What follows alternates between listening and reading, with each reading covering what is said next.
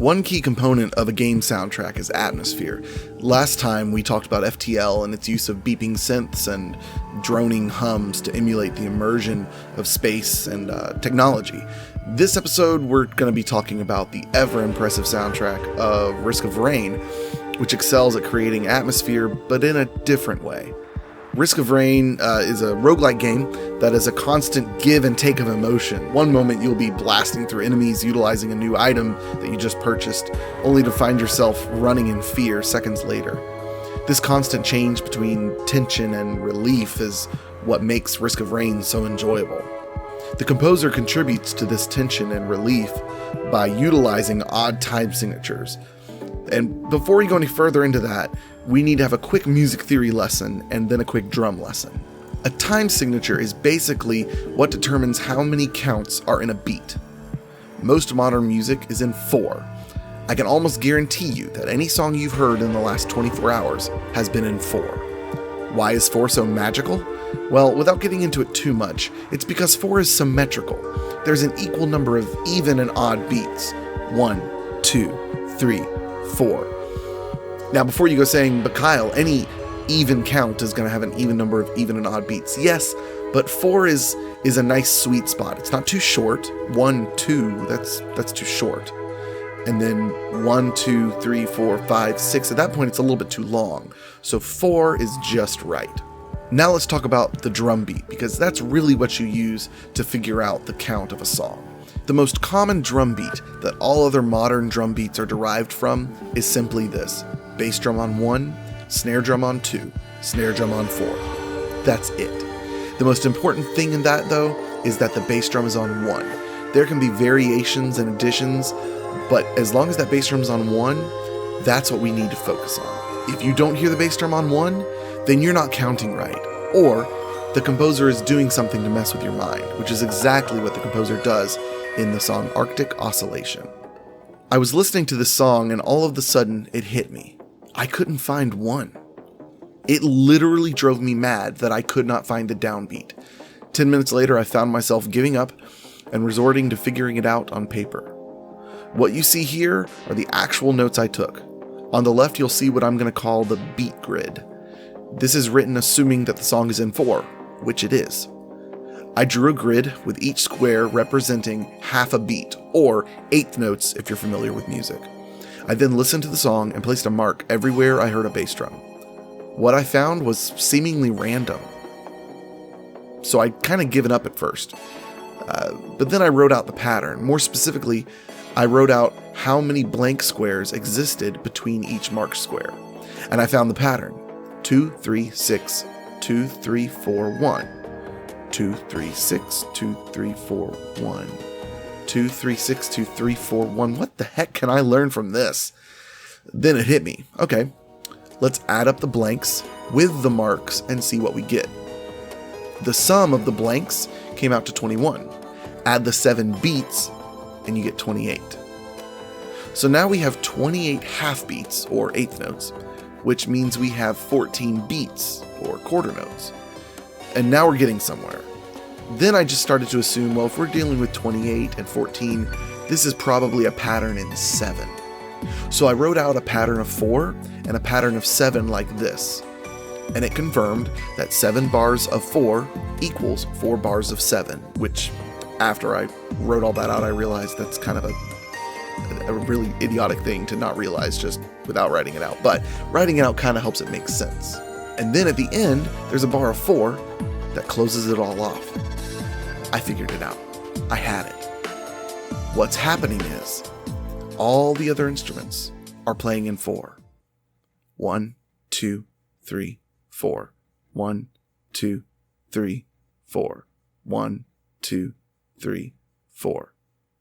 While the drums, but specifically the bass drum, which is what we're focusing on, was in 7. 1, 2, 3, 4, 5, 6, 7. 1, 2, 3, 4, 5, 6, 7. It's weird, isn't it? But that's all it is. And let's pause for a moment and let me assure you that what you just heard me explain probably took me a good 30 minutes to accomplish, both because it's complex and because I forgot how to math at certain points. So, Now that you know the numbers behind it, let's look at it, or rather, let's listen to it.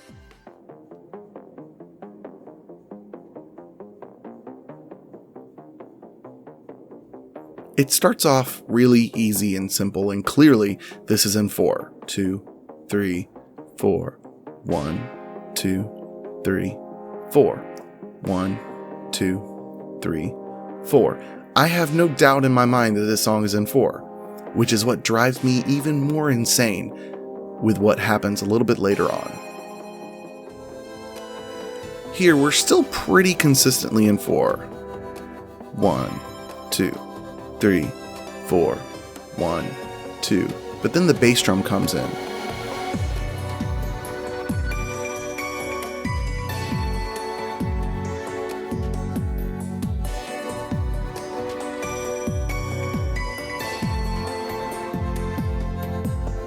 It seems so random and makes no sense. There is never a bass drum on 1. Well, okay, there's a bass drum on 1 twice within the entire 8-bar pattern. But otherwise, it's just random. So, let's put all of our math to the test. And we're going to count this beat in 7. And what we're expecting to happen is that all of a sudden, we get a bass drum on 1 every single time. Because remember, that's our concern. That is what we're using to determine the beat. So let's do that right now.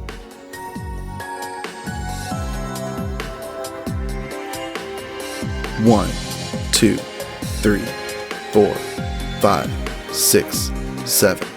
1, 2, 3, 4, 5, 6, 7. 1, 2, 3, 4, 5, 6, 7. 1, 2, 3, 4, 5, 6, 7. Then the 4 bar to close it up. There you have it. We were right. It's 7 bars of 4, 4 bars of 7, and then 1 final bar of 4 to complete the circle. So, that's the tension. Where's the relief? Well, the relief comes later. Let's fast forward a little bit and look at that now and see how how different the beat is later in the song.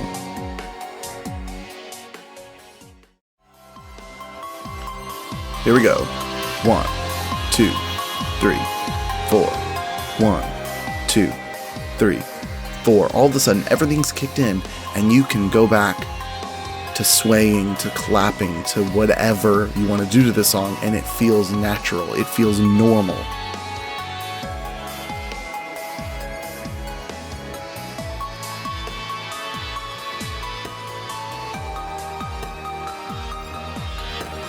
So, there are a lot of reasons why the Risk of Rain soundtrack is amazing.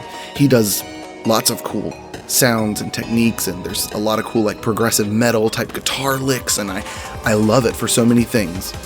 But the fact that a composer would do something like this, that is so seemingly unnoticeable and yet incredibly complex, that it will mess with your brain whether you realize it's doing it or not, makes me respect this soundtrack like I haven't respected a soundtrack to a video game, or anything for that matter, in a long time. So kudos to the composer, and get yourself this soundtrack. Get yourself this game. It's a good game too.